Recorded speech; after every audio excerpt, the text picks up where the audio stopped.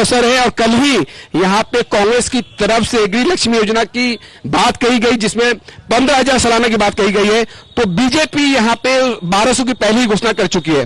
तो बहरहाल तमाम पहलू समझेंगे और सबसे पहले मैं संजीव गुप्ता जी के पास चलना चाहूंगा। संजीव गुप्ता जी, इस चुनाव का बहुत नजदीक से देख पा रहे हैं और चुनाव में दोनों पार्टियों के घोषणा पत्र को भी आपने देखा। आपको लगता है कि जो जनता के बीच के जो मुद्दे हैं, पार्टियां उन नब्ज को टटोल पा रही हैं, पहुंच पा रही हैं उन मुद्दों तक?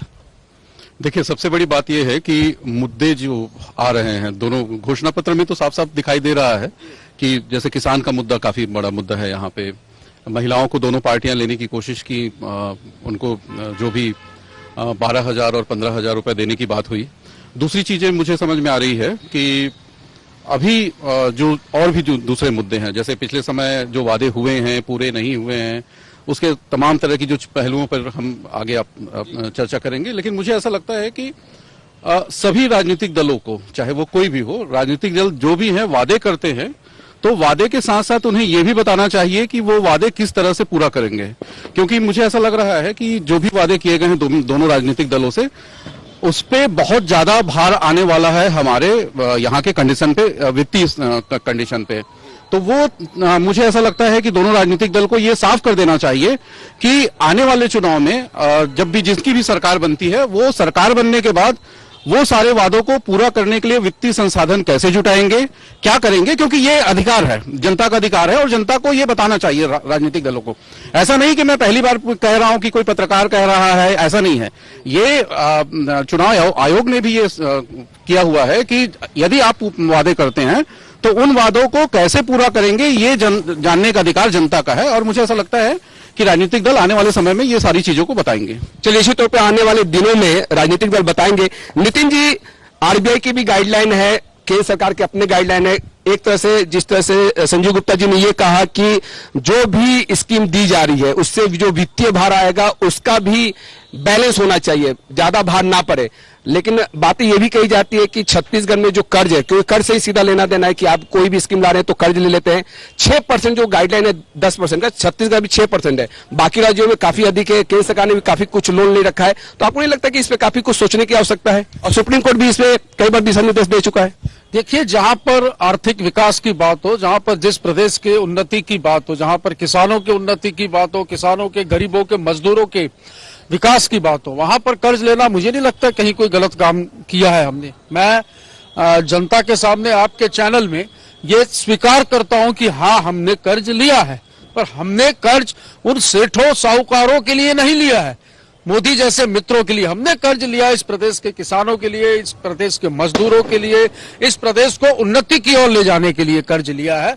और निश्चित तौर पर आगामी मैनिफेस्टो भी जो हम लोगों ने तैयार किया है, ये सारी चीजों को सोचकर, समझकर, पूरा एनालिसिस करके हमने वो मैनिफेस्टो को तैयार किया है। और जिस प्रकार छत्तीसगढ़ आज देखें तो राष्ट्रीय स्तर पर जिस मजबूती के साथ मजबूत पटल पर खड़ा है, इसमें कोई दो मत नहीं है कि आने वाले 5 वर्षों में हम इस प्रदेश को इस देश के उन्नत राज्यों में प्रथम पंक्ति पर शामिल कर रहे हैं। चलिए, उन्नत राज्यों में प्रथम पंक्ति की बात यहाँ पे नितिन जी ने कही है। प्रकाश जी, बिल्कुल, देखिए नितिन जी एक राजनेता है और मजे हुए वक्ता है। उन्हें पता है कि किस मंच पर कौन सी बात कितने मेजरमेंट में बोलनी चाहिए। तो इस समय चुनावी वर्ष में जो कि कुछ दिनों बाद ही अंतिम चरण का चुनाव है, तो नितिन जी का ये बोलना बहुत लाजमी है। लेकिन देखने वाली बात है जो आपने कहा कि कितना, बोलते हैं ना कि कर्जा लेके घी पीना, कितना कर्ज लेके कितना पिएंगे घी, और ये कब तक जाके रुकेगा? क्या एक जो छत्तीसगढ़ का यहाँ पे जो नागरिक बैठे हैं, क्या मैं इन लोगों से पूछना चाहता हूँ, जो पुलिस वाले भाई साहब बैठे हैं, सब लोग हमारे जो भाई बहन बैठे हैं, लगभग 25,000 रुपए हम एक ऐसे कर्ज में हैं जो हमने लिया ही नहीं। तो इसमें जनता का क्या दोष है? आपकी चुनी हुई सरकार ने तो लिया है। देखिए, सरकार, चुनी हुई सरकार ने लिया है, लेकिन घोषणा पत्र जब जारी होता है तो वो एक पार्टी करती है, ना कि कोई सरकार करती है। लेकिन उसके पैरामीटर्स होना चाहिए। अब ये कौन सी बात हुई कि हमें अंडमान निकोबार घूमने जाना है और बैंक से लोन ले लें? तो ये समझदारी की बात तो नहीं। लेकिन मनी जनरेशन की बहुत सी पॉलिसीज होती हैं, उसको क्लियर करना चाहिए कि अभी क्या हो रहा है। फ्रीबीज बट रहे हैं, एक वोट की नीलामी हो रही है, तुम 12,000 हम 15,000, तुम 500 हम 600, तुम 3100 हम 3200, तुम 20 एकड़ हम 21 एकड़। ये क्या है? ये देखिए, इन सब चीजों से उठ के अगर हम कैसे किसानों को उन्नत करें, कैसे भाई मैं बोलता हूं कर्ज माफी की जगह उन्हें हम ट्रैक्टर दे, उपकरण दे, ताकि वो एक फसल की जगह 3 फसल निकाले, उसके जेब में ज्यादा पैसा आएगा और उसे आदत भी नहीं पड़ेगी और हम कर्ज से मुक्त रहेंगे। ये एक ट्रेंड हो गया है। अब कोई भी सरकार, किसान तो बोलते हैं, मैं सर्वे किया हूं, अरे हमारा क्या, हमारा तो दोनों हाथ में लड्डू है। अब तो जो सरकार आएगी हमें मुआवजा देगी, हमारा कर्जा माफ करेगी। कई लोग तो बोलते, मेरे घर में कारपेंटर इस दिन काम कर रहा था, अभी हाल की बात है, बोलता है साहब घोषणा पत्र जारी हो गया, मैं जा रहा हूं दिवाली के बाद लोन ले लाऊंगा। क्यों? क्योंकि माफ हो जाएगा। चलिए, लोन ले रहा हूं, माफ हो जाएगा, ये जो ट्रेंड है प्रभात जी, आपको नहीं लगता है कि इस ट्रेंड पे सभी को सोचने की आवश्यकता है, सभी राजनीतिक दलों को सोचने की आवश्यकता है? बिल्कुल सोचने की आवश्यकता है। मेरे विद्वान साथी जो बात बता रहे थे, मुझे ये बताना होगा कि एक नीति आयोग की रिपोर्ट आई थी 2017 में, जिसमें ये उल्लेख किया गया है साफ साफ कि भारतीय ग्रामीण अर्थव्यवस्था जिस संकट के दौर से गुजर रही है, उसमें अभी गांव में रहने वाला एक जो व्यक्ति है, वो 100 रुपए कमाने के लिए उसको लाले पड़ गए हैं। वो 60 रुपए कमाने के लिए शहर पे निर्भर है और गांव में यदि वो रहता है तो केवल 40 रुपए कमा पा रहा है। ऐसी परिस्थिति में आप देख सकते हैं कि जिस तरह से अभी मैं देख रहा हूं वर्तमान जो परिदृश्य है, वो राजनीति का चरम जातीकरण हो चुका है और विकास का राजनीतिकरण हो चुका है। ऐसे दौर में जो नागरिक है, और नागरिक अपने आप को कहां पे पा रहा है वो तो नागरिक ही तय करेगा चुनाव में जनादेश के माध्यम से। लेकिन मुझे ऐसा लगता है कि लोन आधारित अर्थव्यवस्था जो है हमें स्वावलंबी भारत की ओर, स्वावलंबी गांव की ओर नहीं ले जा रही है। हमें स्वावलंबन की उस भावधारा को समझना होगा जिसे कांग्रेस भी बोलती है कि हमें गांधी जी से प्रेरणा मिलती है और बाकी अन्य दल भी बोलते हैं कि हमें इनसे प्रेरणा मिलती है। तो हमारा मूल उद्देश्य जो है सत्ता परिवर्तन के माध्यम से क्या रह गया है, सत्ता प्राप्ति केवल रह गया है, अपितु होना क्या चाहिए, व्यवस्था में परिवर्तन आना चाहिए। और वो व्यवस्था में परिवर्तन कब आएगा? जब सभी राजनीतिक दल जो है एक दृष्टिकोण से एक समान प्लेटफॉर्म पे आकर सोचेंगे। और ऐसा कतई देखने में नहीं आ रहा है। लोभ प्रलोभन की जो बातें हैं वो कदाचित कही जा रही हैं, लेकिन जनता अपने आप में अभी भी जिस स्थिति में है उसी स्थिति में है। उसके आचार विचार में भले हो सकता है कि किसी प्रकार का क्षण प्रतिक्षण प्रभाव आ जाता हो, लेकिन उसकी व्यवस्था यथावत बनी हुई है। उसकी व्यवस्था में यदि हमें आमूलचूल परिवर्तन लाने की यदि आवश्यकता है तो वह यह है कि उसकी जो पेइंग कैपेसिटी है वो हमें बढ़ानी होगी। हमें उसे विकास के वो दौर देने होंगे और हमें जीवन जीने की लागत जो है कम करनी पड़ेगी। अभी जीवन जीने की लागत इतनी ज्यादा है कि एक व्यक्ति को अपना सर्वाइवल करने के लिए बहुत सोचना पड़ रहा है। विकास की राजनीति, राजनीति का विकास, इसको समझ लेते हैं संजय गुप्ता जी। क्या ये विकास की राजनीति ऐसी होती रहेगी या कभी थमेगा भी ये पहिया? देखिए, विकास आप किसको कहते हैं? अगर विकास आपका कहना है कि बड़े बड़े स्टेडियम बना दिया जाए, बड़ी चमचमाती सड़कें हों, बड़े बड़े इमारत हों और बहुत ही आलीशान चीजें हों, जैसे आपके सामने अभी बना हुआ है, इस टाइप की चीजें अगर है विकास, तो विकास का एक पहलू है ये। विकास का दूसरा पहलू तो मुझे ऐसा लगता है कि जब तक अंतिम पंक्ति के व्यक्ति तक, जो हमारी हमेशा बात होती रही है कि जब तक अंतिम पंक्ति के व्यक्ति तक, अंतिम पंक्ति का व्यक्ति आप किसे मानते हैं? वह व्यक्ति जिसके पास अभी तक रोटी, कपड़ा, मकान, शिक्षा, स्वास्थ्य जैसी बुनियादी सुविधाएं 70 साल के आजादी के बाद भी नहीं पहुंच पाई है। तो ये यहाँ के राजनीतिक दलों को, हमारे जैसे पत्रकारों को, यहाँ के आम आदमियों को जो दोनों वक्त बेहतरीन खाना खा रहे हैं, उनको जरूर ये सोचना चाहिए कि हम तो बेहतरीन खाना खा रहे हैं, लेकिन हमारे देश के कुछ ऐसे भी लोग हैं जिनके पास रोटी, कपड़ा, मकान, शिक्षा, स्वास्थ्य जैसी सुविधाएं अभी तक नहीं पहुंच पाई है। तो आप विकास अगर उनको मानेंगे तो मैं तो विकास, समग्र विकास की बात करता हूं। हाँ, ये अलग बात है कि ठीक है, एक पहलू ये भी है कि इंफ्रास्ट्रक्चर हो, ठीक ठाक हो, लेकिन अगर विकास की बात करेंगे तो उस अंतिम पंक्ति से शुरुआत हो जहां पे विकास पहुंचे। अब लगातार बातें आती है, ठीक है, सारे दल जो है, जैसे प्रभात भाई कह रहे थे कि सारे दल ये दावा करते हैं कि हम जो है गांधी जी के बताए हुए मार्ग पर चल रहे हैं। अच्छी बात है, गांधी मार्ग पर चल रहे हैं आप, लेकिन सबसे बड़ी बात यह है कि गांधी जी ने क्या कहा था? गांधी जी ने यह कहा था कि विकास की अवधारणा उनके हिसाब से जो है अंतिम पंक्ति से शुरुआत होती है, गांव से शुरू होती है। ग्राम स्वराज और तमाम तरह की जो उनकी जो किताबें हैं, अगर उनको थोड़ा सा पलट लिया जाए, मुझे नहीं लगता कि गांधी को पढ़ना लोग पसंद करते हैं आज की डेट में। कुछ सारा चीज बदल चुका है, लेकिन फिर भी जो दावे करते हैं, जो राजनीतिक दल ये दावे करते हैं कि हम गांधी को मानते हैं, वो गांधी को मानने वाले राजनीतिक दल ही, वो सभी राजनीतिक दल दावे करते हैं, तो अगर वो राजनीतिक दल ये थोड़ा सा पलट लें गांधी को, तो उन्होंने ग्राम स्वराज की जो परिकल्पना की थी, जो और भी चीजों की जो परिकल्पना की थी, वो सारी चीजें जो है वो अंतिम पंक्ति से शुरू होकर नीचे से ऊपर की ओर है।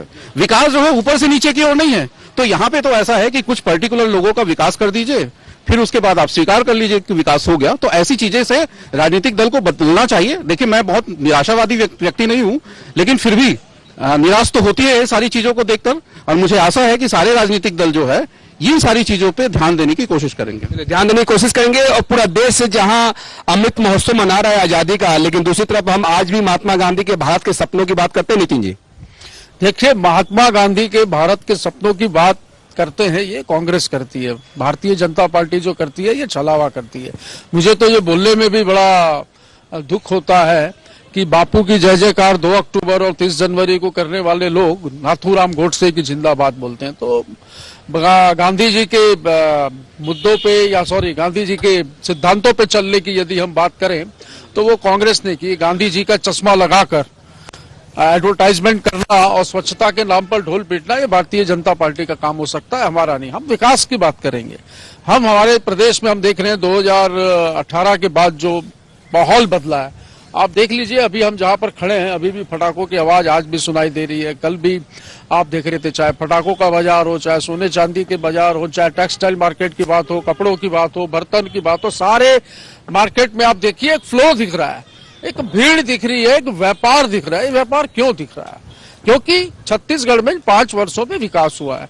छत्तीसगढ़ की सरकार ने आम आदमी के, किसान के, मजदूर के, गरीब के जेब में पैसा डालने का काम किया है। डायरेक्ट बेनिफिट स्कीम के तहत वो पैसा उस व्यक्ति तक पहुंचा है।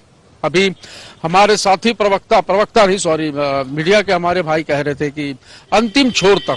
तो इस सरकार ने इन 5 वर्षों में उस अंतिम छोर तक पहुंचने का काम किया है। तभी आप देखिए कि छत्तीसगढ़ के बस्तर में वोटिंग के समय उन ऐसे 121 गांव में मतदान हुआ जहां पर कभी मतदान दल पहुंच भी नहीं पाते थे और सोच भी नहीं सकता था कोई कि वहां पर मतदान होगा। तो यह है विकास, और हमने विकास पे बात की है। और विकास के मुद्दों को लेकर प्रदेश में जो इन 5 वर्षों में जन कल्याणकारी योजनाएं चली, उन योजनाओं को लेकर जनता के बीच जन आशीर्वाद मांग रहे हैं। और बिल्कुल जो माहौल दिख रहा है, जो हमने नारा दिया है अब की बार 75 पार, ये सफल होते नजर आ रहा है। चलिए ठीक है, अब की बार 75 पार ये कांग्रेस का नारा है। लेकिन नारों के बीच में आपको नहीं लगता कि जनहित के मुद्दे थोड़े से गौण से हो जाते हैं? पार्टियां दोनों कहते हैं कि हम इतनी सीट जीतेंगे, लेकिन मुद्दों को अगर देखा जाए तो डाल में पात वाली स्थिति नजर आती है। प्रकाश जी, देखिए, जनहित होता क्या है? जन का हित। लेकिन जन का परिभाषा जो है ना, वो इस राजनीति में बहुत अलग हो गया है। अब स्वहित हो गया है, और जो बोलते हैं ना कि एट प्रेजेंट जो सिनेरियो है उसको देखते हुए, मीन्स परिस्थितियों को देखते हुए कौन सी योजना ला दी जाए और बोल दी जाए, उसका पैरामीटर क्या है, आधार क्या है, किस बैकग्राउंड पे उससे बोला जा रहा है, उससे मतलब नहीं है। लच्छेदार बातें कर दीजिए और बस छोड़ दीजिए। वो जनता का काम है कहाँ से कैच करना। संजीव जी बहुत अच्छी बात बोल रहे थे कि गांधी जी के जो विचार थे, गांधी जी के पुरखे हैं कांग्रेस पार्टी के लोग, और गांधी जी की विरासत संभाल नहीं पा रहे हैं। देश में सबसे पुरानी पार्टी आज देखिए पूरे देश में जिसका राज था, आज चंद राज्यों तक सीमित होगी। उसका कारण क्या है? गांधी जी तो शराब के खिलाफ थे ना, शराब बेचने के लिए तो नहीं कहते ना। और दूसरी बात, सबसे बड़ी बात है, गांधी जी का एक बहुत अच्छा मूल मंत्र था जो संजीव भाई भी इशारा कर रहे थे। गांधी जी गांव केंद्रीय विकेंद्रीकरण की सबसे छोटी इकाई होती है, और उससे हमें मजबूत करना है। आज गांव से लोग शहर में आ रहे हैं, शहरों में भार बढ़ रहा है, पलायन रुक नहीं रहा है, तो हम कैसे गांव को मजबूत कर रहे हैं?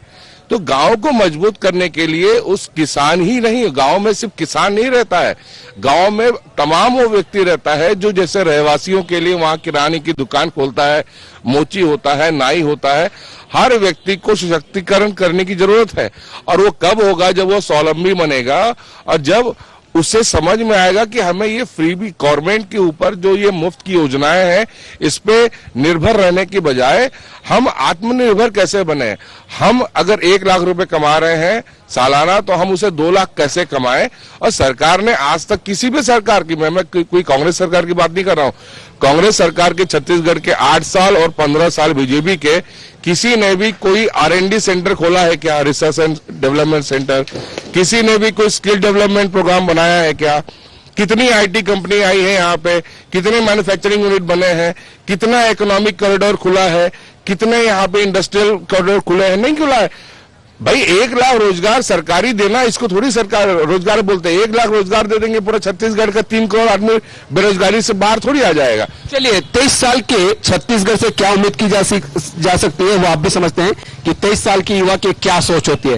ये जैसे जैसे समय समय आगे बढ़ेगा, जब 28 साल 30 साल तब वो मेच्योरिटी लेवल उस समय कुछ और देखने को मिलेगा छत्तीसगढ़ की। नितिन जी कुछ ऐड करें। देखिए, ये अभी प्रकाश पुंज पांडे जी कह रहे थे ग्रामीण अर्थव्यवस्था की बात, तो हमने उसी पे तो फोकस किया है। गांधी जी का जो सपना है, गांधी जी के सपने पे ही तो काम हो रहा है। चाहे वो मनरेगा हो, चाहे वो शिक्षा का अधिकार हो, चाहे वो छोर पे बैठे उस व्यक्ति को उस योजना का लाभ मिल रहा हो, यही तो छत्तीसगढ़ में हुआ है। आज छत्तीसगढ़ कृषि प्रधान प्रदेश है। यहाँ का किसान यदि खुशहाल होगा, यहाँ का किसान यदि आर्थिक स्थिति में मजबूत होगा, तो निश्चित तौर पर यहाँ पे मार्केट की जो मैं बात कर रहा था, आज देख लीजिए कोरोना काल में भी छत्तीसगढ़ में कहीं पर अर्थव्यवस्था में छत्तीसगढ़ के लोगों के परचेसिंग पावर में कहीं कोई कमी नहीं आई। क्यों? कि यहाँ की सरकार ने आम जनता को, किसानों को, मजदूरों को और गरीबों के खातों में सीधा पैसा देने का, उनकी जेब में पैसा देने का काम किया, जिसका फल है कि आज छत्तीसगढ़ की अर्थव्यवस्था जो है वो अन्य राज्यों से काफी बेहतर है। चलिए, अन्य राज्यों से काफी बेहतर है। लेकिन संजीव जी, एक समय था जब डायरेक्ट बेनिफिशियरी स्कीम को लेकर काफी सियासत होती नजर आई। डीबीटी को लेकर दोनों पार्टी अपने अपने दावे करती है। आपको लगता है कि सीधे खातों में पैसा देना ठीक है, बीच का जो बिचौलिए थे, जो भ्रष्टाचार होता है, उसमें लगाम लगी है, लेकिन सीधे खातों में लेकर एक उम्मीद, एक आस जग गई है लोगों के बीच में कि अब तो सीधे उनके खाते में पैसे आ जाएगा? नहीं, देखिए, ये जो डीबीटी की बात कर रहे हैं, डायरेक्ट बेनिफिट ट्रांसफर की बात कर रहे हैं, तो दूसरी चीजों के प्रति जो बीच में जो आप कह रहे थे कि बीच में जो पैसा दूसरों के हाथों में जो चला जाता था, वो पैसे में निश्चित तौर पे वो लगाम तो लगा है। अगर आप कोई भी स्कीम का पैसा जो है, चाहे वो किसानों का पैसा हो, दूसरे और भी चीजों का जो पैसा हो, दूसरे स्कीम के पैसे हो, अगर उन पैसों को अगर डायरेक्ट आप उनके खाते में डाल रहे हैं, तो बीच का जो हिस्सा है, जो एक समय में हमारे प्रधानमंत्री जी कहते थे, राजीव गांधी जी कहते थे कि उनका ये वाक्य था कि 100 रुपए भेजो तो 15 रुपए वहां तक पहुंचता है, तो वो उस चीजों से लगाम तो लगा है। डायरेक्ट बेनिफिट ट्रांसफर से ये फायदा तो हुआ है। प्रभात जी, ठीक है, डीबीटी की हमने बात की और एक समय ऐसा था कि बीजेपी डीबीटी को लेकर बहुत सारे सवाल उठाती थी, फिर उसी को उन्होंने अडॉप्ट कर लिया। लेकिन सीधे खातों में पैसा देना ठीक है। राजीव गांधी ये कहते थे कि हम 1 रुपया भेजते हैं, 19 पैसा पहुंचता है, उसमें सुधार आया है। अब आपको क्या लगता है किस ओर भारतीय लोकतंत्र आगे बढ़ता जा रहा है इन स्कीमों से?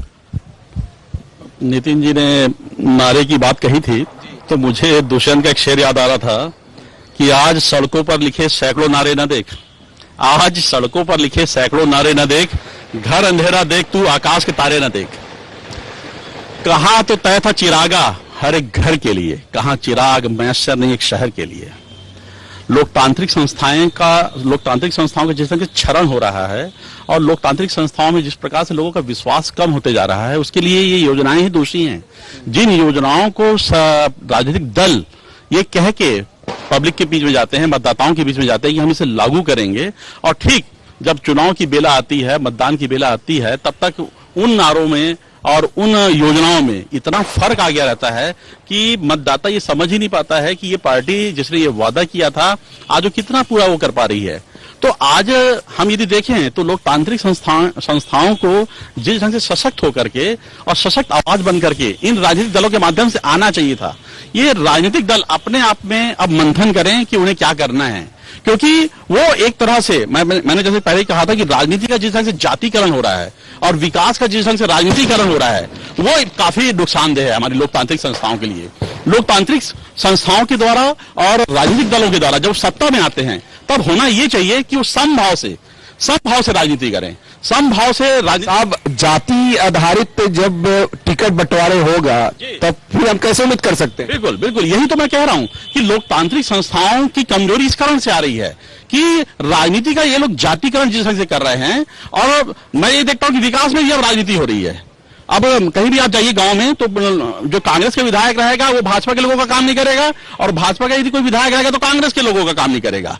तो इस प्रकार से जनता तो ठगी गई ना भाई। पब्लिक तो पब्लिक है, मतदाता तो मतदाता है, उसका आकलन और मूल्यांकन तो एक मतदाता के रूप में होना चाहिए, एक नागरिक के रूप में होना चाहिए। लेकिन देखने में यह आता है कि यदि कांग्रेस की सत्ता आ गई तो एक वर्ग जो है वंचित हो जाता है।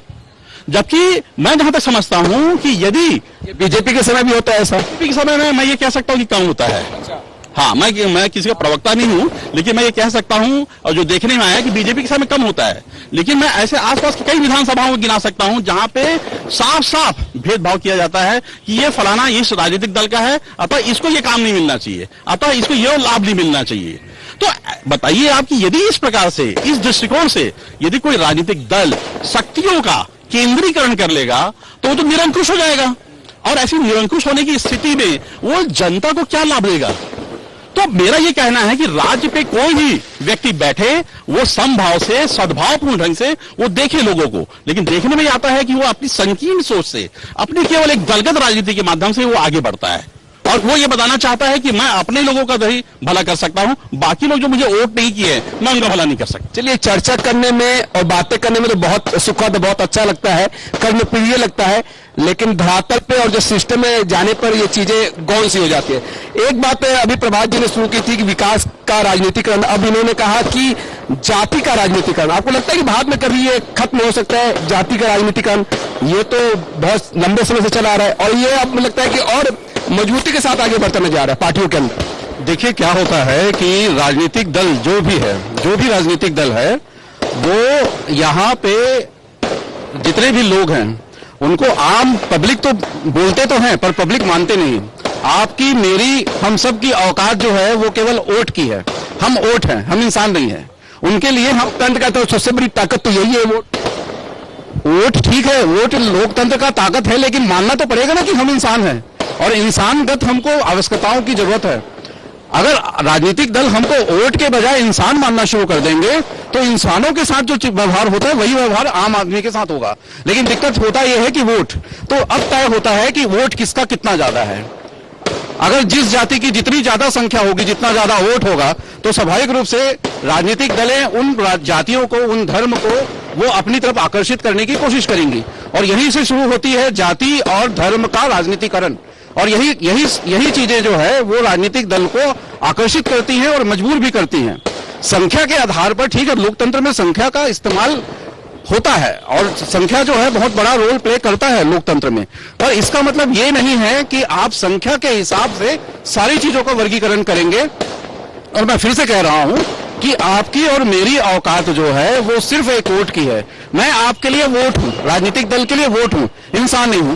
और जिस दिन राजनीतिक दल हमें इंसान समझना शुरू कर देंगी वोट के बजाय, तो वहां से बेहतरी की गुंजाइश हो सकती है। चलिए, वोट और इंसान को लेकर बहुत बारीकी से जो फर्क है जिसको बताने की कोशिश यहाँ पे की। नितिन जी, मैं बहुत खुश हूं कि प्रदेश में चुनाव के नतीजे आने से पहले देखिए कितनी अच्छी दिवाली मन रही है। मोदी जी भी आ रहे हैं तो कह रहे 3 दिवाली मनाएंगे, 3 दिवाली। ये हमारे जीत की दिवाली में बड़ा खुश हो रहा हूं इन फटाकों को देखकर। और हमारे साथी ये कह रहे थे कि भेदभाव होता है, जिस जगह पर बीजेपी का सरपंच हो वो ये चाहता है कि बीजेपी के लोगों का ही काम करे, विधायक हो वो यही सोचता है, वो यही चाहता है, ऐसा नहीं है। मैं आपको बता दूं, इन 5 सालों में 1500 से अधिक भारतीय जनता पार्टी के विधायकों की, सांसदों की और वरिष्ठ नेताओं की अनुशंसा पर मुख्यमंत्री विशेष स्वास्थ्य योजना में कई लोगों की अनुशंसाएं, मैं सोचता हूं जहां तक 200 या 250 आवेदन तो मेरी नजर में भी हैं। कर्ज माफी में भी ऐसी बात होती है। कर्ज माफी में इनका कर्जा माफ हुआ है। भारतीय जनता पार्टी के 2000 से अधिक जो नेता हैं उनका कर्जा माफ हुआ, 3,000 से अधिक छोटे बड़े नेताओं ने 2500 रुपए में धान बेचा। तो हमारी सरकार तो सभी के लिए सोचती है। बिजली बिल भी बीजेपी के नेताओं का आधा आता है, बीजेपी के समर्थकों का आधा आता है। अभी 200 यूनिट तक बिजली फ्री मिलेगी। अभी 3200 रुपए में हम लोग बीजेपी के नेताओं का और कार्यकर्ताओं का भी धान खरीदेंगे। गोबर भी बेचते हैं ये 2 रुपए किलो में। तो हम तो सबका ध्यान रख रहे हैं और सबका ध्यान रखेंगे, ये भी तय है। ये फूटते फटाके हमारी जीत के हैं। मैं प्रदेश की जनता को, यहां हम लोगों को जो देख रहे हैं, इन सबको दीपावली, गोवर्धन पूजा, भाई दूज और सारे उन त्योहारों की शुभकामनाएं देता हूं। चलिए, मतलब आपका ये कहना है कि जो रिजल्ट आएंगे उसके पहले ही आप मान के चलेंगे जीत सुनिश्चित है। नितिन जी, चलिए प्रकाश जी, एक बात यहाँ पे जो निकल के सामने आ रही थी कि जब एक पार्टी की सरकार होती है तो दूसरे पार्टी के लोगों को काम नहीं मिलता है। ये तो ठीक है, स्कीमों में तो काम चल जाता है, लेकिन काम और जो चीजें होती है, काम खास तौर पे वो नहीं मिल पाती दूसरी पार्टी के लोगों को। उस तरह चिन्हांकित तो किया जाता है। गांधी जी, काम जिनको मिलता है वो सभी सरकारों में मिलता है। एक मुट्ठी भर लोग होते हैं जो सभी सरकारों में काम करते हैं। आप मीडिया में बहुत करीबी से बहुत लोगों को जानते हैं, किसी का नाम लेना ठीक नहीं है, लेकिन छत्तीसगढ़ जब से बना है एक मुट्ठी भर लोग हैं जो हर सरकार में काम करते हैं और करते रहेंगे। अब आप मुट्ठी भर लोगों की आपने बात की, राजीव गांधी, प्रियंका गांधी और राजीव गांधी ने जो बात कही थी 1 रुपया भेजता हूं 19 पैसा पहुंचता है, अभी प्रियंका गांधी और राहुल गांधी आ रहे हैं, वो जो बात करें कि 100 लोगों में आदिवासियों के हितों के फैसले मात्र 0.1% लोग लेते हैं, ओबीसी के 10% लोग लेते हैं। तो ऐसे फैसला कैसे हो पाएगा? क्योंकि जातिगत अब जनगणना की बात तो पुरजोर तरीके से कांग्रेस उठा रही है, वही मुट्ठी भर लोगों की बात को लेकर मैं आगे बढ़ रहा हूं। देखिए, चुनाव होता ही तो इसके लिए है ना। और संविधान में जो जैसे कहीं रिजर्व सीट होती है, कहीं जनरल सीट होती है, कहीं ओबीसी सीट होती है, वो क्यों होता है? क्योंकि उस वर्ग का व्यक्ति चुन के जाए विधानसभा या लोकसभा में और अपने उस विधानसभा के या उस लोकसभा क्षेत्र के मुद्दों को रखे। तो ये कहना कि चंद मुट्ठी भर लोग फैसले लेते हैं, ये तो वाजिब सी बात है, क्योंकि अब पूरी देश की जो पूरी जनता है वो 140 करोड़ जनता तो जाके लोकसभा या विधानसभा में बैठेगी नहीं। तो चंद जो मुट्ठी भर लोग होते हैं जो चुने जाते हैं, जो फैसले लेते, अधिकारियों की बात होती है, सुना भी हो। अधिकारी, देखिए अधिकारी भी तो ऑक्यूपेंसी जितनी रहेगी उतने ही मतलब उतने ही चुनाव होता है, उनको भी उतना चयन होता है। और उसमें भी तो कोटा बना हुआ है ना। कोटा तो आरक्षण तो आज 50% क्रॉस कर चुका है। तो ये कहना कि मुट्ठी भर लोग लेते हैं तो बिल्कुल वाजिब बात है। जब संविधान के रचयिता तो शुरुआती दौर में ही हुआ ना, अभी जो दौर है वहां ये एक जरूरत आन पड़ी है कि संविधान में कुछ संशोधन किया जाए और कुछ ऐसे क्लॉज डाले जाए, वो भी जनता की रायशुमारी करके। संविधान में बहुत से लेकुना है, बहुत सी कमियां हैं, उन्हें दूर करनी पड़ेगी। और जब तक वो कमियां दूर नहीं होंगी तब तक बेनिफिट ऑफ डाउट जो है वो राजनेताओं को मिलता रहेगा। और हर पार्टी आएगी यही बोलेगी कि वो दूसरे का काम नहीं करता। ऐसा नहीं है, काम सबके होते हैं। जहां पे जो व्यक्ति सिस्टम को सेटिस्फाई करता है उसके काम होते हैं, जो सिस्टम को सेटिस्फाई नहीं करता है उसे काम नहीं होता है। और मुझे बड़ा आश्चर्य लग रहा है, मीडिया भी इससे अछूता नहीं है। चलिए, मीडिया भी निश्चित तौर पर सिस्टम है तो सिस्टम से कहां अछूता रह पाएगा। नितिन जी, लेकिन जो बातें आपने सुनी भी होगी कि राहुल गांधी और प्रियंका गांधी ने जो बातें कही कि आदिवासियों के हक के फैसले कितने लोग ले पाते हैं, जो अधिकारी 100 अधिकारियों का रेशियो उन्होंने रखा था, आपको नहीं लगता कि आजादी के अमृत महोत्सव के दौरान हम ऐसी बातें कर रहे हैं? आप जातीय जनगणना के पक्ष में है यह नहीं, उनका बोलना साफ था कि जिसकी जितनी आबादी उसको उतना हक मिलना चाहिए और उनके लिए निर्णय लेने वालों की संख्या भी उतनी होनी चाहिए। तो जातिगत जनगणना की बात है, भाई यहाँ पे कैसे डिसाइड कर पाएंगे कि ये स्कीम जो है, इस स्कीम में कितने लोगों को बेनिफिट मिलेगा? भाई कब से हम लोग ने लगभग 2014 के बाद से कई बार मोदी जी को ये मांग की है, पत्र लिखे हैं, निवेदन किया है कि भाई आप जनगणना करवाइए। 2011 के जनगणना के आंकड़े भी वो दबा के बैठ रहे हैं, पर न जाने क्यों करवा रहे हैं। तो ये एक जातिगत जनगणना का विषय है और ये होना चाहिए। और कांग्रेस लगातार इस बात को उठाते आ रही है और कांग्रेस ने अपने मैनिफेस्टो में भी इस बात को डाला है, जिक्र किया इसका कि हमारी सरकार बनने पर हम जातिगत जनगणना करवाएंगे। चलिए, मुझे लगता है प्रभात जी इसमें बहुत बारीकी सी बात रखेंगे, क्योंकि बीजेपी ये कहती है कि विपक्षी पार्टियां जो कांग्रेस है वो जात पात में बांटना चाहती है वर्गों को। पहले हमारे यहाँ जब लोकतांत्रिक अवधारणा की बात हमारे यहाँ जब लोग करने लगे आजादी के बाद से, तो भारत तो हमारा प्राचीन सभ्यताकालीन देश है, सभ्यता मूलक देश है, सभ्यता को उद्गम स्थली है। मुझे ये समझ में नहीं आता है कि आप एक तरफ भारतीय संविधान में समानता की बात करते हैं, भारतीय संविधान में आप ये बात करते हैं कि भेदभाव रहित संवैधानिक व्यवस्था का परिपालन सुनिश्चित होना चाहिए, और आप दूसरी तरफ क्या करते हैं, अपने ही नागरिकों में एक भेदभाव का दृष्टिकोण पैदा करते हैं। एक तरफ उसी संविधान की आप दुहाई दे रहे हैं और दूसरी तरफ आप उसी संविधान में उल्लेखित नीति निर्देशक तत्वों का, संविधान में समानता का और साथ ही साथ सभी को साथ लेकर के चलने के जो भाव है उसका आप उल्लंघन करते हुए दिखाई देते हैं। तो जातीय जनगणना का मूल उद्देश्य जातीय गणना के माध्यम से समाज में जाति विघटन को बढ़ावा देने का है। इससे समाज विघटन की ओर बढ़ेगा, ना कि संगठन की ओर बढ़ेगा। यदि विघटन की प्रक्रिया बढ़ेगी तो एक समाज में उपद्रव, समाज में एक कहना चाहिए विवाद, और समाज में जिस प्रकार से आप कहना चाहिए वाद विवाद की स्थिति पैदा होगी, उससे मैं समझता हूं कि भारतीय संविधान की जो मूल आत्मा है वो कहीं ना कहीं प्रभावित होगी। उसे प्रभावित होने से बचाने के लिए आवश्यक है कि हम अपने नागरिकों को नागरिक की दृष्टि से देखें, ना कि उसके ऊपर कोई ऐसा चस्पा लगाएं कि ये फलाना है, ये ठिकाना है, इसको ये माना जाए, उसको ये माना जाए। राजनीति चश्मे की अक्सर बात होती है चुनाव में, और इन दोनों देखिए घोषणा पत्र आने के बाद में तो कांग्रेस भी चश्मा लगाकर अपने घोषणा पत्र में बात कर रही है और बीजेपी भी चश्मा लगाकर घोषणा पत्र की बात कर रही है। जी बिल्कुल, मैंने अभी थोड़ी देर पहले जो कहा था कि दिक्कत यही आती है कि जब तक वोट वाली जो राजनीति रहेगी तब तक ये सारी चीजें रहेंगी। अगर आपने तय कर लिया है कि फला जो व्यक्ति की संख्या ज्यादा है और वो हमें वोट दे सकते हैं, उनके माध्यम से हम सत्ता प्राप्त कर सकते हैं, तो स्वाभाविक रूप से जो भी राजनीतिक दल है, चाहे कोई भी राजनीतिक दल हो, उनको लुभाने की कोशिश करेंगे और वो लुभाते भी हैं। और दिक्कत यही पर शुरू होती है कि अगर सत्ता प्राप्त करने से सारी चीजें हमें मिल जाती है, जैसे लगातार राजनीतिक दल के कार्यकर्ता, राजनीतिक दल के नेता, राजनीतिक दल और सारे राजनीतिक दल ये बार बार दुहाई देते हैं, चूंकि हम लोगों की भलाई करनी है, समाज का अच्छा करना है समाज के लिए, तो हमें सत्ता प्राप्त करना पड़ेगा। मुझे नहीं लगता कि किसी का भला करने के लिए आपको सत्ता प्राप्त करने की जरूरत है, लेकिन ठीक है, सत्ता प्राप्त करने से आप अपनी विचारधाराओं को, आप अपनी बातों को, आप अपनी चीजों को बेहतर तरीके से लागू कर सकते हैं, आपके दिमाग में जो भी योजनाएं हैं उनको बेहतर तरीके से लागू कर सकते हैं, वो ठीक है, सत्ता प्राप्त करना एक हद तक ठीक है।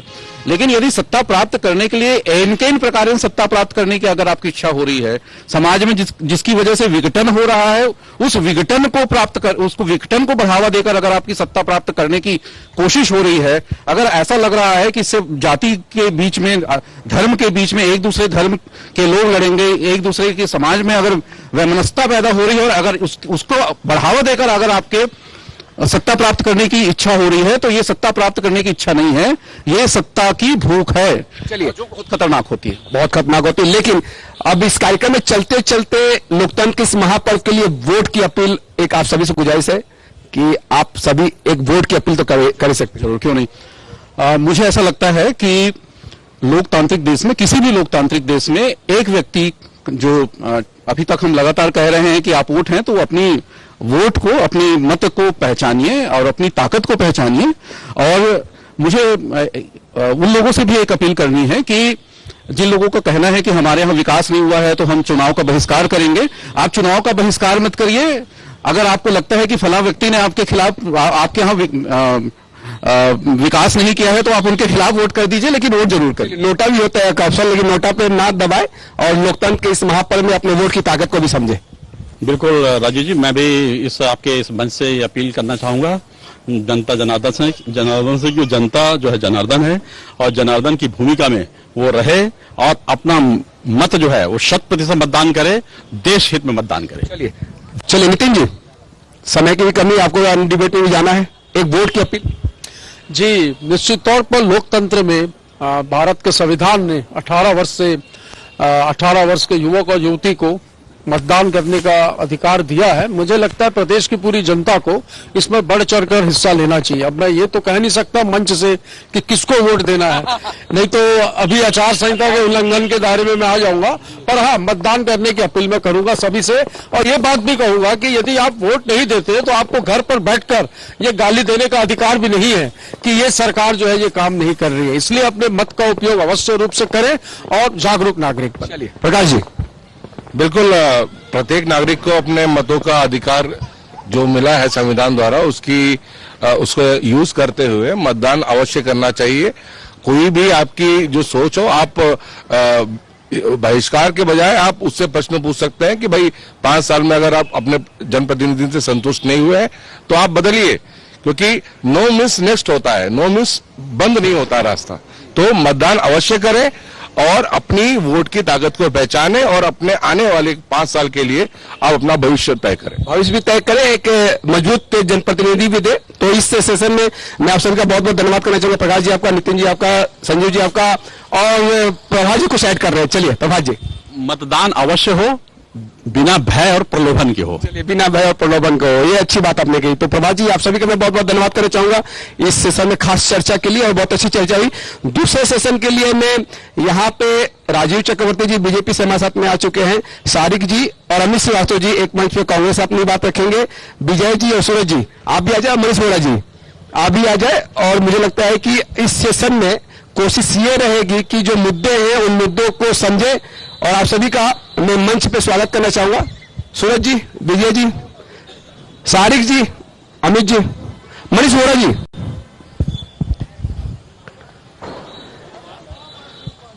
तो कोशिश ये रहेगी कि इस सेशन में हम उन तमाम मुद्दों को छुए जिस पे खुल के बातचीत हो रही है। इसके पहले हमने एक स्वस्थ लोकतंत्र को लेकर चर्चा की, और कोशिश हमने ये की कि इस लोकतंत्र में जो जिन पार्टियों की भूमिका है उन पार्टियों के लिए क्या क्या अहम है। सूरज जी आप भी आइए, आप सभी से हम बात करेंगे। सूरज जी लगातार आप टीवी डिबेट में भी है, कोई बात नहीं, आप अपनी बात रखिएगा कि आप किस तरह से चुनाव को देख पा रहे हैं, और सभी की अहम भूमिका है। अमित जी आइए, सारिक जी चलिए, मनीष वोरा जी आइए। तो हम तीसरे पड़ाव की तरफ पहुंच चुके हैं, और सियासी संग्राम का ये पड़ाव मुझे लगता है कि अब आखिरी पड़ाव की तरफ है। और हमने तमाम प्रदेशों में हमने चर्चा की। मनीष जी आइए, राजीव चक्रवर्ती जी चलिए। तो हमारे साथ में जो मौजूदा पैनल है, हमने देखा है कि विजय झा जी कर्मचारियों के मुद्दों को लेकर काफी मुखर रहे, काफी बातचीत करते रहे। सूरज उपाध्याय जी लगातार टीवी डिबेट में आपके तमाम पहलुओं को, मुद्दों को रखते हुए जाए, खासतौर पर अगर पंजाब और दिल्ली की सरकारों के तमाम विकास कार्यों को उन्होंने रखा है। राजीव चक्रवर्ती जी प्रखर वक्ता हैं बीजेपी से, और बीजेपी से हमारी कोशिश थी कि सच्चिदानंद उपासनी जी और देवजी पटेल जी हमारे साथ में जुड़े, लेकिन चूंकि धर्मेंद्र प्रधान जी केंद्रीय मंत्री जी का यहाँ पे कार्यक्रम है तो नहीं आ पाए। सारिक जी और अमित श्रीवास्तव जी जो अक्सर हमारे साथ में टीवी डिबेट में भी जुड़ते हैं और बाकी सब बात रखिए। मनीष वोरा जी यहाँ पे प्रखर पत्रकार है, वक्ता है। और सबसे पहले मैं तो विजय झा जी से शुरुआत करना चाहूंगा। विजय झा जी, आजकल कर्मचारियों के हित को लेकर सभी पार्टियां बहुत बात करती है। आप देखिए कि old pension scheme, new pension scheme की बहुत बात हो रही है। कर्मचारियों के मुद्दे पर लगता है कि राजनीतिक पार्टियों ने बहुत सही तरीके से बातों को रखा है उनके सामने। कर्मचारियों के संबंध में सभी राजनीतिक पार्टियों ने केवल कर्मचारियों को झोलटू राम बनाया है।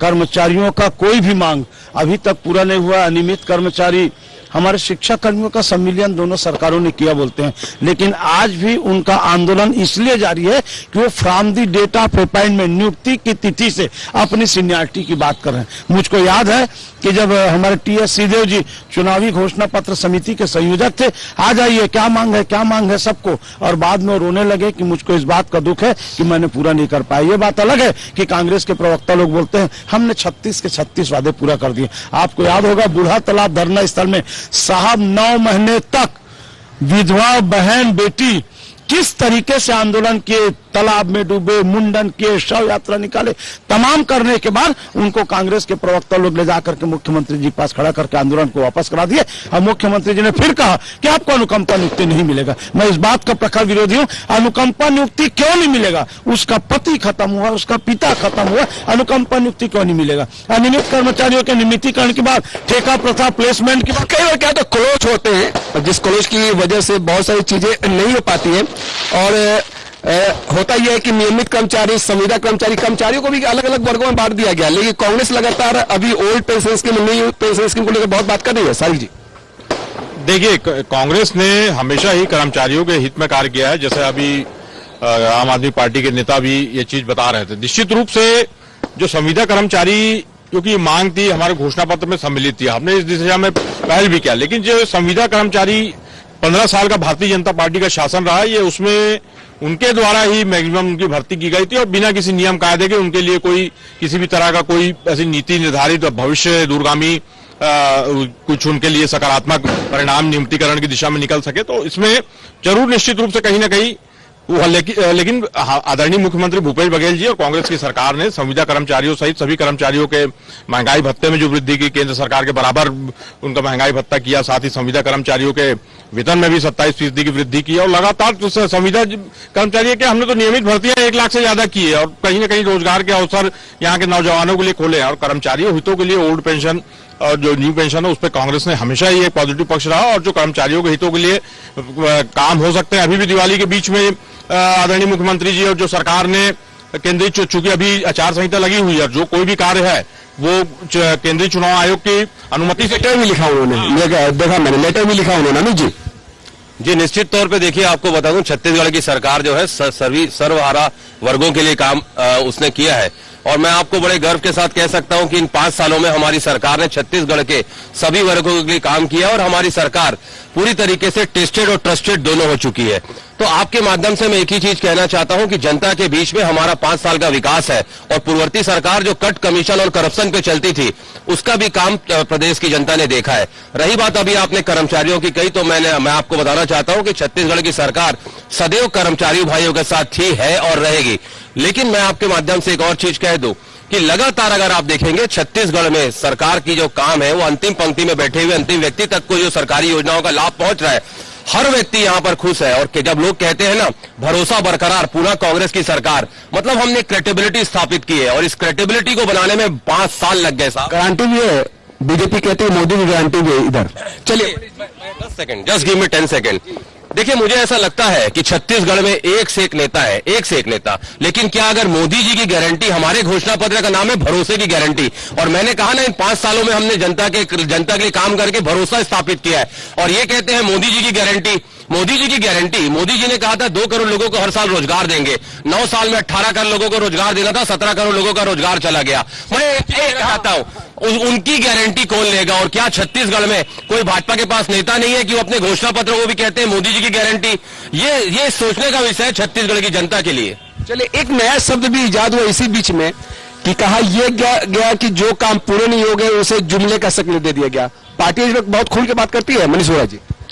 देखिए निश्चित रूप से गांधी राजनीतिक दलों, मैंने लगातार हर बार ये बात को कहता हूं कि राजनीतिक दलों की विश्वसनीयता जनता के बीच में निश्चित रूप से कम हुई है और इसी का परिणाम है कि राजनीतिक दलों को कहीं गंगाजल हाथ में लेना पड़ता है, कहीं शपथ पत्र देकर के घोषणा पत्र जारी करना पड़ता है, कहीं संकल्प बताना पड़ता है। तो ये जो स्थिति है इससे राजनीतिक दलों को बचना होगा, नेताओं को बचना होगा। लगातार मैंने कहा एक बात और मैं हमेशा कहता हूं कि इत्र की महक आपके दामन में हो न हो, लेकिन आपके जज्बात और अल्फाज हमेशा महकदार होना चाहिए। लेकिन लगातार देखा यह गया है कि लोगों की भाषा शैली, राजनेताओं की भाषा शैली जो है, चाहे विपक्षी दल हो चाहे उनके नेताओं, उनके प्रति जिस प्रकार की भाषा शैली उपयोग हो रही है वो निश्चित रूप से स्वागत योग्य नहीं है। उसकी कहते ही मैं स्वागत नहीं करता हूं, वो निंदनीय है। देखिए जब भी आप कहीं पर भी रहते हैं जहां बात करें, देखिए गारंटी की बात हो रही है, भरोसे की बात हो रही है, तो गारंटी और भरोसा ही तो जनता तय करेगी कि किसकी गारंटी मानती है और किस पे भरोसा करती है। कॉन्टेस्टेड है जो अमित श्रीवास्तव जी बोल रहे हैं। चलिए ठीक है, मोदी की गारंटी वर्सेस भरोसे का घोषणा पत्र, इसमें काफी कुछ चर्चा हो रही है। लेकिन राजीव चक्रवर्ती जी, ये देखने को मिल रहा है कि एक पार्टी ने 3100 किया तो दूसरी पार्टी ने 3200 कर दिया, एक पार्टी 12,000 दे रही है दूसरी पार्टी 15,000 दे रही है। देखिए ये सत्ता की लोलुपता है। भूपेश बघेल जी, कांग्रेस पार्टी, सी से कांग्रेस, सी से करप्शन, सी से क्राइम, सी से पूरा जो छत्तीसगढ़ का सिस्टम है उसको इन्होंने कोलैप्स कर दिया। तो कांग्रेस पार्टी ने सिस्टम को कोलैप्स कर दिया है। 36 वादे थे, वो 36 के 36 वादे जुमले साबित हुए। क्या शराबबंदी हुई? क्या यहाँ पर बैंकों का जो राष्ट्रीयकरण की जो ऋण थी वो माफ हुए? इन्होंने कहा था गुड गवर्नेंस होगा। गवर्नेंस क्या हुआ? यहाँ तो थाने थाने में कहना नहीं चाहिए। मैं उन पुलिस कर्मियों को वंदन करता हूं जो अपनी जान की बाजी लगाकर काम करते हैं, लेकिन जो सेटिंग वाले पुलिस है जिनके ऊपर गृह मंत्री के ऊपर कांग्रेस के विधायक आरोप लगाते हैं कि थाने की नीलामी होती है भूपेश बघेल जी की सरकार में, तो ये करप्शन का पुख्ता सबूत है क्या राजू जी? अब वो शैलेश पांडे जी जो अभी विधानसभा कांग्रेस के लिए खड़े हुए हैं, बिलासपुर के विधायक है, उनसे पूछ लीजिए। उन्होंने कहा हम तो कहते ही, हम तो सदन से सड़क तक कह रहे हैं कि कांग्रेस पार्टी जब से छत्तीसगढ़ में आई है करप्शन, टेंडर और क्राइम की रिकॉर्ड पे रिकॉर्ड बनाते जा रही है।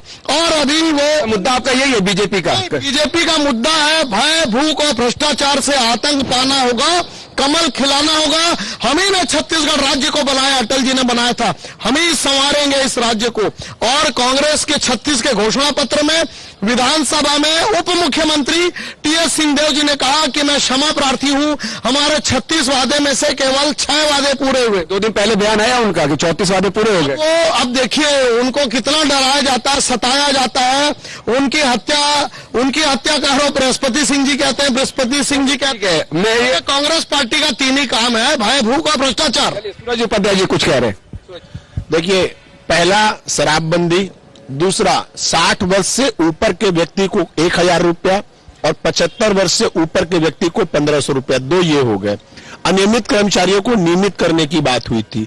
भूमिहीन लोगों को जो ग्रामीण क्षेत्र में होंगे उनको 2 एकड़ जमीन और शहरी इलाके में पक्का मकान देने की बात हुई थी।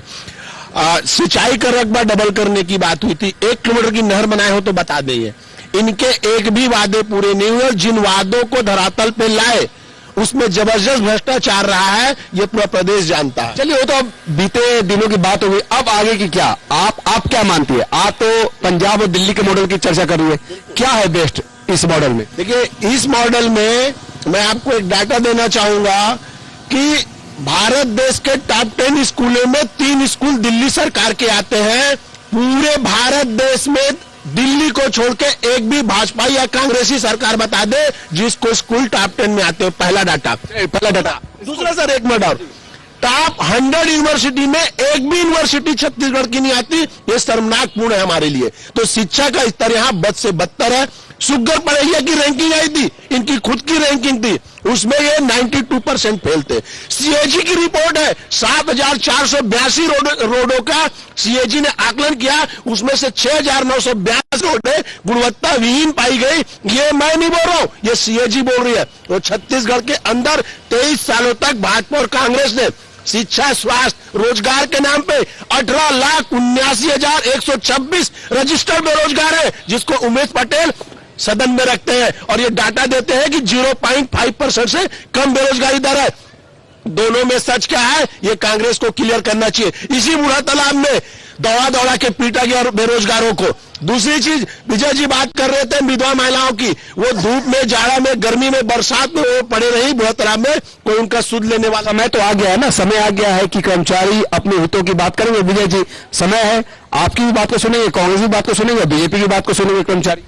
बिल्कुल कर्मचारी सुनेंगे। प्रदेश का कर्मचारी पहले प्रदेश का नागरिक है, उसके बाद सरकारी कर्मचारी है। उसको वो लोकतांत्रिक अधिकार है, अपने मताधिकार का उपयोग करेंगे। बल्कि मैं आपके माध्यम से अपील करूंगा कि अपने मताधिकार का उपयोग कर कौन कौन कर्मचारी के हित में और अहित में काम किया, उसका निर्णय 17 तारीख को ईवीएम मशीन में बटन दबाकर किया जाएगा। 3 तारीख को रिजल्ट आएगा तो फिर से चर्चा होगी। राजीव चक्रवर्ती जी, कुछ स्कूलों की चर्चा हो रही थी कि टॉप 10 में हमारे मॉडल की जो स्कूल है पंजाब में और दिल्ली की, वो काफी अच्छी स्थिति में है। बीजेपी शासित राज्यों में ऐसी स्थिति नहीं है। नहीं, देखिए, निश्चित रूप से मैं नम्रता से स्वीकार करता हूं स्कूल अच्छी है, लेकिन वो सरकारी स्कूलों में ताले लगाकर बनाए गए। और भारतीय जनता पार्टी चाहती है कि शिक्षा भी समानार्थी हो, सरकारी स्कूल भी शुरू रहे और जो आप नव अभिनय, जो नवाचार कर रहे हैं वो भी शुरू रहे। तो ऐसा नहीं कि एक तरफ आप पैरेलली एक स्थान को बंद कर दें। आज आप देखिए, भूपेश बघेल जी उसका नकल करते हैं। सप्रे स्कूल ऐतिहासिक, माधवराव सप्रे जी ने खून पसीने से बनाया था। 1913 का स्कूल ताले में बंद पड़ा है, वहां आत्मानंद खोल दिए। जो शहीद स्मारक स्कूल था, यहाँ शहर के बड़े बड़े लोग उसमें पढ़े, ऐतिहासिक स्कूल, उसमें ताले लगा दिए गए। तो ये तालेबंदी नहीं होनी चाहिए। आत्मानंद स्कूल, जिसकी आत्मानंद स्कूल को अगर आप किसी के कब्र पर कोई महल खड़ा करेंगे, कोई मकान खड़े करेंगे तो वो गलत है। तो आपने सरकारी स्कूल पे ताले लगा दिए। सरकारी स्कूल में वो बच्चे पढ़ते हैं जो बहुत निम्न स्तर, केजी टू पीजी की बात हो रही है। तो वो देखिए, वो जुमला है। वो तो बोल शराबबंदी के लिए कमेटी बना दिए हैं, उस काम के लिए कमेटी बना दिए हैं, कमेटी में भाजपा वाले आते नहीं है। तो ये जो जैसे रहता ना कि 1 रुपए में 1 लाख का इनाम, नियम और शर्तें लागू। वही कांग्रेस पार्टी करती है, बोलती है हम 15,000 देंगे, हम 3 लाख देंगे, 5 लाख देंगे, किसानों का धान खरीदेंगे। लेकिन जब किसान धान खरीदने जाता है तो बोलता है हमारे ये पत्थर कंकड़ वाले जैविक खाद को खरीदना पड़ेगा। नियम और शर्तें लागू। जब नागरिक कहता है कि हमें शराबबंदी चाहिए, हमने कमेटी बना दी। घूम फिर के आप शराबबंदी पे आ रहे हैं राजीव जी। चलिए सारिक साहब, आत्मानंद स्कूल को लेकर राजीव जी ने बहुत बात कही, लेकिन अभी तो केजी टू पीजी की बात कर रही है कांग्रेस। देखिए, कांग्रेस ने हमेशा इस प्रदेश के जो भविष्य है उनको शिक्षित, स्वावलंबी और संपन्न बनाने की दिशा में प्रयास किए हैं। और भारतीय जनता पार्टी क्या बात करेगी? 15 साल में नक्सल प्रभावित बस्तर में 3,000 से ज्यादा स्कूलों में ताले लगे हैं। अरे क्या बात कर रहे हो? अपने आंकड़े उठा के देखिए। और जो आसपास, रायपुर जिले के आसपास 100 किलोमीटर के अंदर के स्कूल शिक्षक विहीन रहते थे। इन्होंने जो बढ़ावा दिया है, शिक्षा माफियाओं को बढ़ावा दिया है। शिक्षा माफिया के हाथों भारतीय जनता पार्टी की सरकार 15 साल बिकी हुई थी। शिक्षा माफिया को पढ़ाने के लिए, बढ़ाने के लिए, निजी स्कूलों को बढ़ावा देने के लिए सरकारी स्कूलों की दुर्गति जो 15 साल के राज में हुई है भारतीय जनता पार्टी के, वो कभी नहीं हुई। जैसे मैंने पहले ही कहा, कांग्रेस ने सरकार में आने के साथ सबसे पहले, क्योंकि हमारे बच्चों का जो उज्जवल भविष्य रहता है, एक अच्छे समाज के लिए एक शिक्षित होना जरूरी है, हमने शिक्षा पे ध्यान दिया।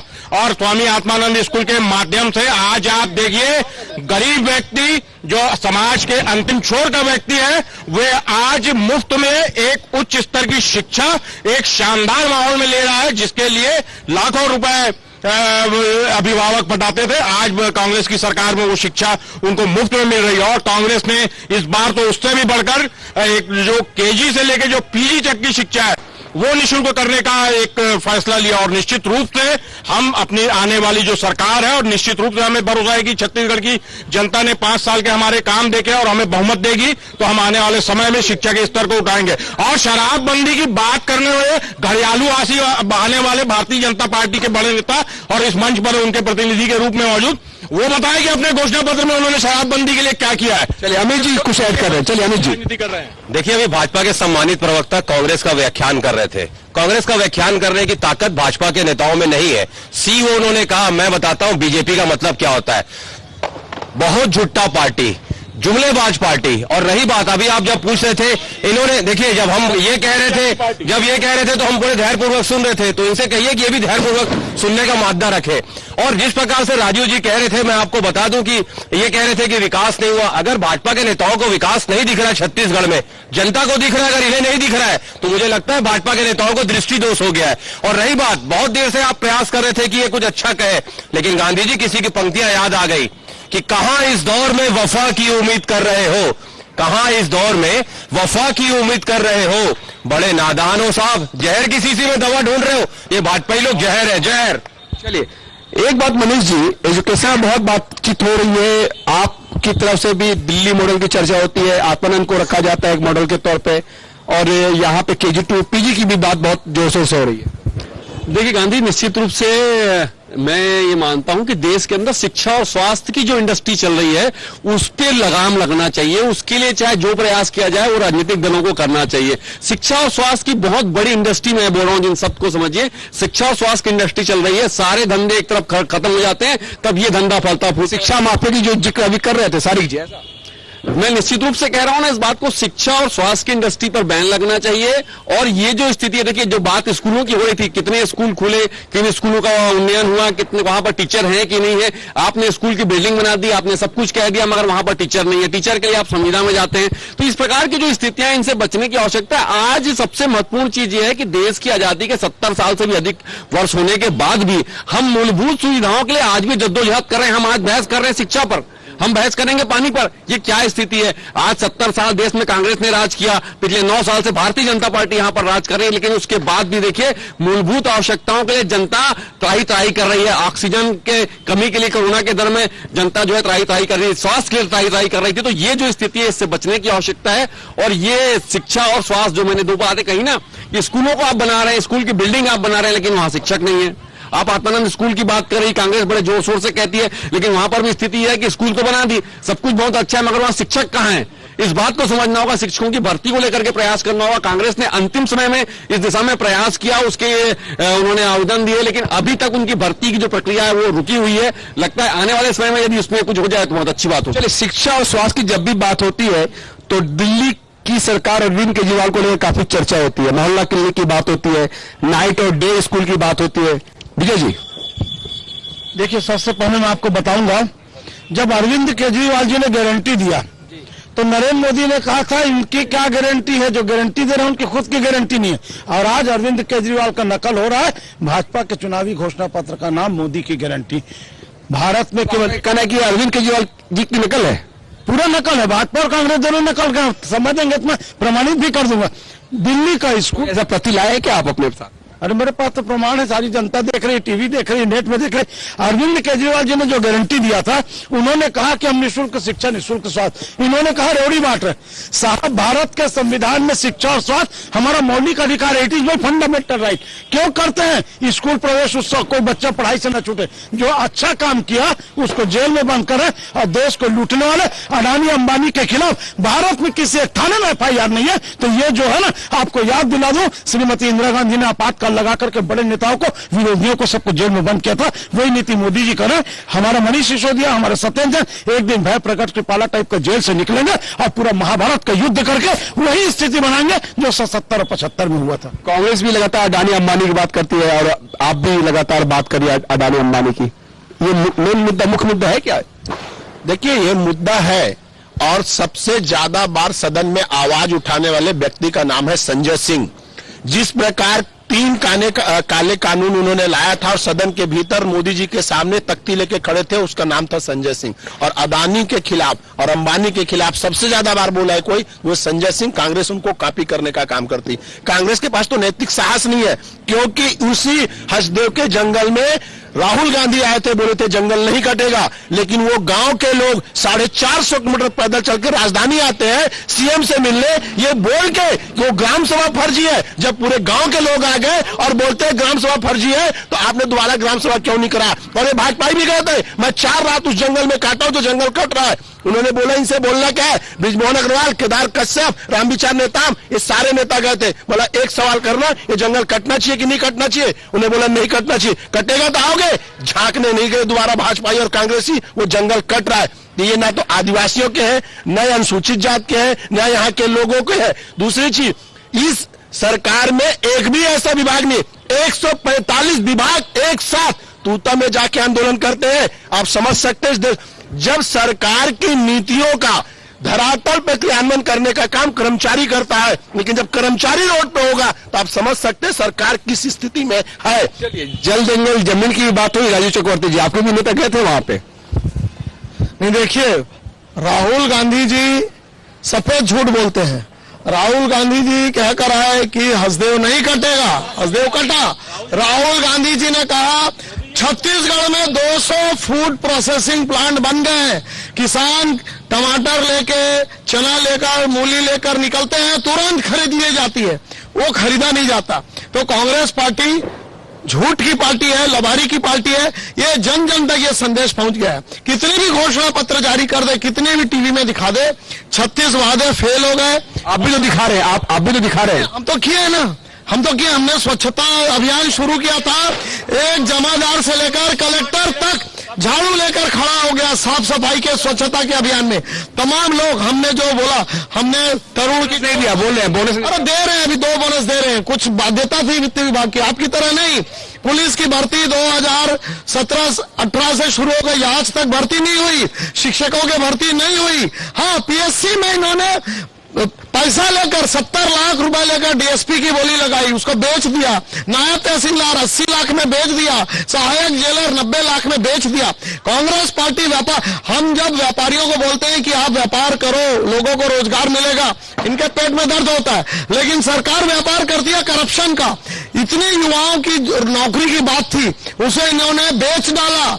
ऐसी पहली बार हुआ कि कोई सरकार शराब से मिलने वाली राजस्व को उसे डकैती करके, मुझे लगता है कि अब जनता के बीच ये तमाम की बात है, पीएससी की बात है, जो प्रतियोगी परीक्षा कराती है उसमें कलेक्टर का बेटा, कमिश्नर का बेटा, तहसीलदार का बेटा, कांग्रेस के बेटा। अरे छत्तीसगढ़ के आम आदमी बेवकूफ है जो उनको लायक नहीं समझा गया। 415 मुझे लगता है कि इस पे अब जनादेश के जो समझेंगे, बहुत सारे मुद्दे उठे सारिक जी। अभी देखिए, भारतीय जनता पार्टी के प्रवक्ता अपनी पार्टी की रीति नीति के अनुसार जिस तरह से झूठ और गलत बातें लोगों में फैलाना है उसी प्रकार से ही वो काम कर रहे हैं। और मोदी जी का झूठ और भारतीय जनता पार्टी का झूठ, और 15 साल में इन्होंने जो इनके वादों का गारंटी थी वो 2018 में जनता ने इनको छत्तीसगढ़ की 13 सीट में लाकर बता दिया था कि इनके वादों पे जनता ने कितना भरोसा किया था और जनता के विश्वास पे ये कितना कायम रहे थे। और रही बात पीएससी के भ्रष्टाचार की बात, तो भारतीय जनता पार्टी और उनके जो सहयोगी दल है, चाहे वो संवैधानिक संस्थाओं को अपने सहयोगी दल के रूप में चुनाव में उपयोग कर रहे हैं, ऐसे ऐसे व्यक्तियों से आरोप लगाते हैं 2000 करोड़ के, 500 करोड़, जिनको पता भी नहीं होगा कि उसमें जीरो कितने होते हैं। और ऐसे लोगों से तो ये आरोप लगाते हैं। और इस तरह के आरोप जिसमें ना कोई तथ्य है, ना कोई वास्तविकता है, ना किसी तरह की प्रामाणिकता है, जो अभी इन्होंने मंच में कहा 70 लाख, 80 लाख, 90 लाख इनसे मांगिए सबूत। एक हाथ कोई रिगार्डिंग होगी या कोई अभ्यर्थी होगा तो भारतीय जनता पार्टी एक हाथ में माचिस और एक हाथ में मट्टी तेल रख के राजनीति करती है। जहां पर उन्हें इस तरह की संभावना दिखती है वे आग लगाने पहुंच जाते हैं। लेकिन इस बार जो छत्तीसगढ़ की जनता है, जिन्होंने 5 साल जो अंतिम छोर के व्यक्ति है, जो नौजवान है, जिनको बेरोजगारी भत्ता मिला है, जो हमारे किसान भाई है, जो स्वयं सहायता समूह है और जिनके खाते में डायरेक्ट उनके जो अधिकार का पैसा है एक ट्रांसफर हुआ है, वो तय करेंगे कि इनके जो हवावान हरने देते हैं, जो बड़ी बड़ी बातें देते हैं, जो गैर बुनियादी मुद्दे रहते हैं। मुझे लगता है कि अब जो भी मुद्दे हैं उन मुद्दों पे जनता निश्चित तौर पर फैसला करेगी। वो सभी को सुन रही है, बीजेपी हो, आप हो, कांग्रेस हो। जी निश्चित तौर पे देखिए गांधी जी कि सत्ता बल, बहुबल, और कहते हैं ना कि भाजपा को लोकतंत्र में विश्वास नहीं है, चुनी हुई लोकप्रिय सरकारों को गिराना।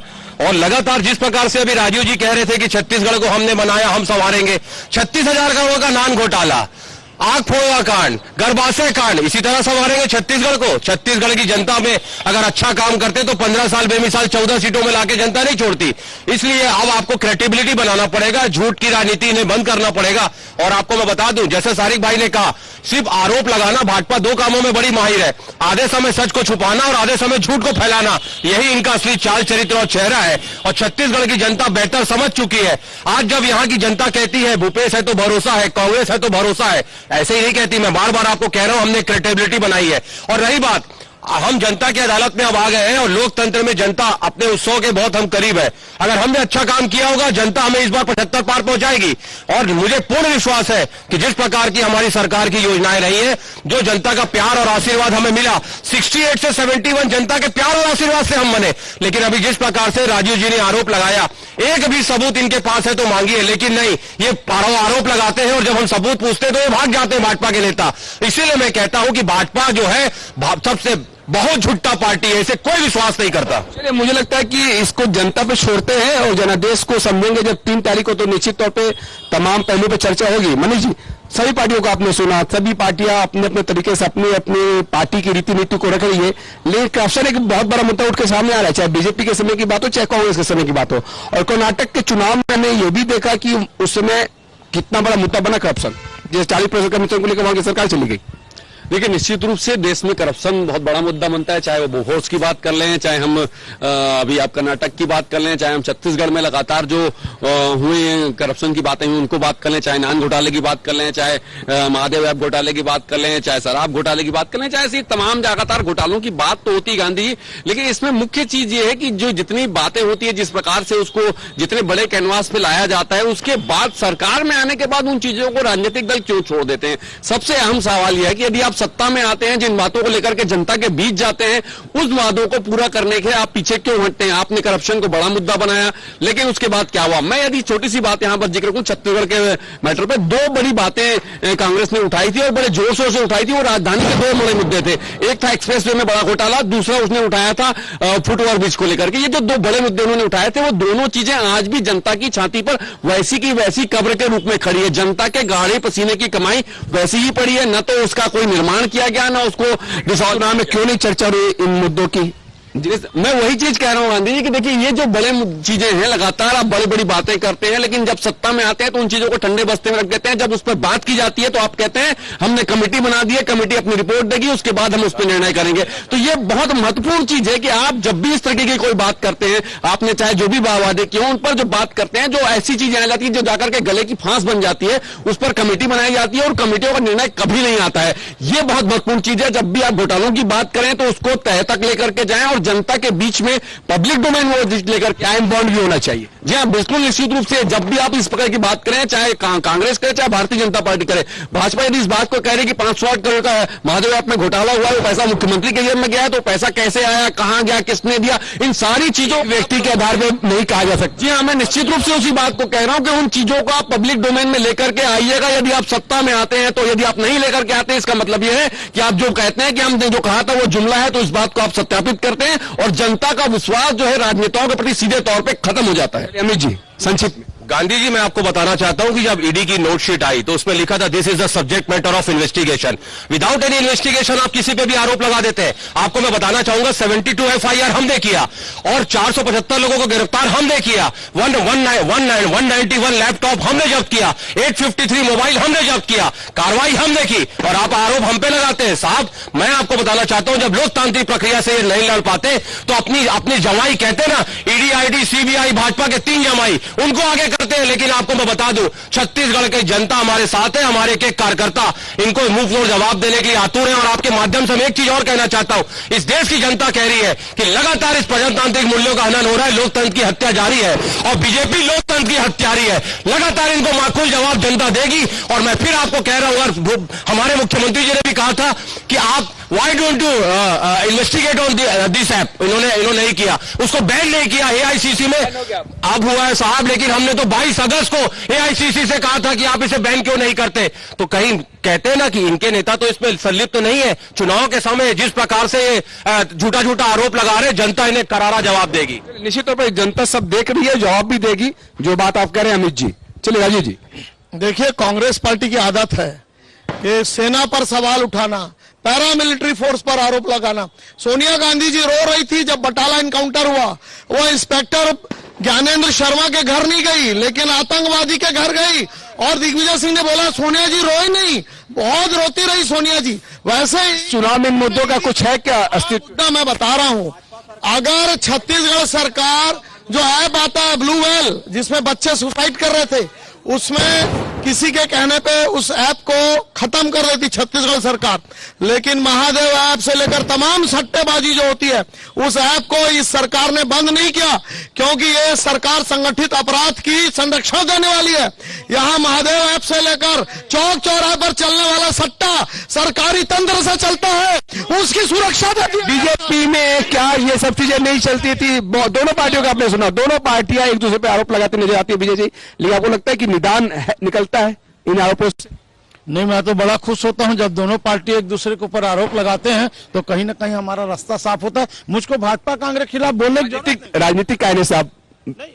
मैं राजनीतिक कारणों से, ये तो पब्लिक है, सब जानती है। आपके चैनल को लाखों लोग देख रहे हैं, कौन सही है कौन गलत है बताने की जरूरत। पब्लिक जो है 17 तारीख को ईवीएम मशीन में बटन दबाएगी, तब देखिए। हमारे पुलिस वाले साथी सब ईमानदार हैं, लेकिन एक चीज बता दूं कि पुलिस वाले सट्टा पकड़ता था, आज छत्तीसगढ़ में पुलिस वाले सट्टा खिला रहे हैं। हमारे मुख्यमंत्री सट्टा मार पे आरोपी, मैं नहीं बोला, आप आपत्ति करिए। चलिए, अगर आपके पास सबूत नहीं है, देखिए, अगर मैं आपको बता दूं कि जैसा मैंने कहा, आज पूरे देश में सबसे ज्यादा कार्रवाई अगर महादेव ऐप पे की तो हमारी सरकार ने की, इन्हीं पुलिस वाले भाइयों ने की। आप गलत आरोप लगा रहे हैं, मेरा घोर आपत्ति है इनके शब्दों पे। अपने शब्द वापस लीजिए। सेना के शौर्य पे, सेना के पराक्रम के नाम पर वोट मांगने वाली पार्टी उनकी शहादत पे राजनीति करने और वोट मांगने वाली पार्टी और जाकर सोनिया जी के और कांग्रेस के ऊपर आरोप लगा रहे हैं। ये पूरी दुनिया जानते हैं कि पाकिस्तान जाकर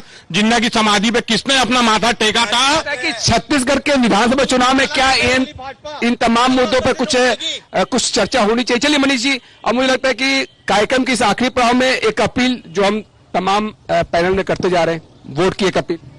देखिए, मैं पूरे प्रदेश की जनता से ये अपील करूंगा कि आप अपने मत का उपयोग अवश्य करें। लोकतंत्र के इस महायज्ञ में यदि आप अपना योगदान नहीं देंगे तो आप सही सरकार नहीं चुन पाएंगे। सही सरकार चुनना है और सही निर्णय आपको चाहिए है तो आपको मतदान करना होगा, और मतदान करके ये बताना होगा कि प्रदेश को आप किस दिशा में ले जाना चाहिए, भरोसे की दिशा में कि गारंटी की दिशा में। चलिए, निश्चित तौर पर अमित जी, लोकतंत्र का सबसे बड़ा उत्सव चालू हो गया और इस यज्ञ में मैं आपके चैनल के माध्यम से, बहुत लोकप्रिय चैनल है, जनता से ये निवेदन करना चाहता हूं कि वोट डालना आपकी जिम्मेदारी और अधिकार दोनों है। तो आप अधिक से अधिक मात्रा में वोट करिए और इस लोकतंत्र को और मजबूती प्रदान करिए।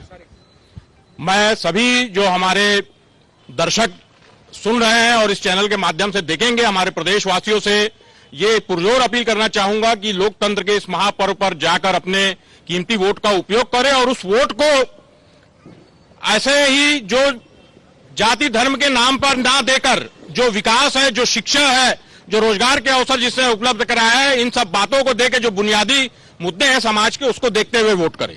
निश्चित तौर पर तमाम पहलुओं को देखते हुए वोट करें, एक मजबूत जनप्रतिनिधि को चुने।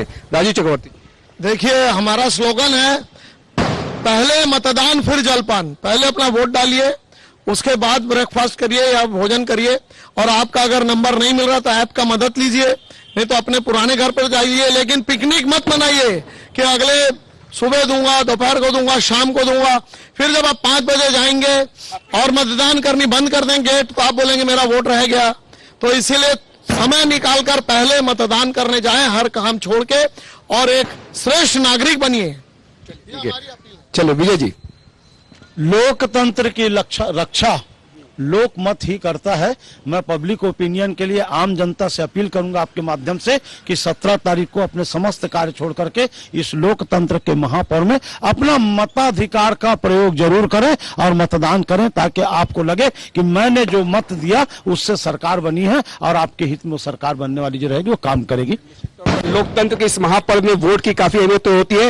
नीलेश गोयल हमारे साथ मौजूद है, रायपुर संभाग के ब्यूरो, उसे भी मैं गुजारिश करूंगा कि मंच पे आए और एक अपील साधना न्यूज की तरफ से वो करे कि इस लोकतंत्र के महापर्व में अपने वोट की आहुति से एक सशक्त राष्ट्र का निर्माण करें, प्रदेश का निर्माण करें। नीलेश, लोकतंत्र का ये महापर्व है और महापर्व में सभी व्यक्ति को भाग लेनी चाहिए। आज भारत निर्वाचन आयोग ने एक बहुत अच्छी सुविधा प्रदान की है कि जो व्यक्ति मत नहीं डाल सकता उनके लिए घर घर जाकर में मत पेटी दी गई है। कोई विकलांग है, कोई 80 वर्ष से उम्र है, तो मतलब देखिए, आप पहले लोग वोट नहीं डाल पाते थे, लेकिन आज वोट डालने की इतनी अच्छी व्यवस्था की गई है कि आप अच्छे से वोट डालें। तो मैं एक ही निवेदन करूंगा कि सबको मिलकर एक अच्छी सरकार का गठन करना है और अपने मत का उपयोग करना है, जो शिक्षा स्वास्थ्य की ओर ध्यान देने वाली सरकार हो। पब्लिक के बीच से कोई अगर बोलना चाहेगा तो हैंड्स ऊपर करेंगे। आकांक्षा आपके पास माइक लेकर पहुंचेंगी और मैं यहाँ पे आप सभी को बहुत बहुत धन्यवाद करना चाहूंगा इस पैनल में चर्चा करने के लिए। आकांक्षा, हैंड्स ऊपर करेंगे, कुछ अगर किसी को कुछ बोलना है तो।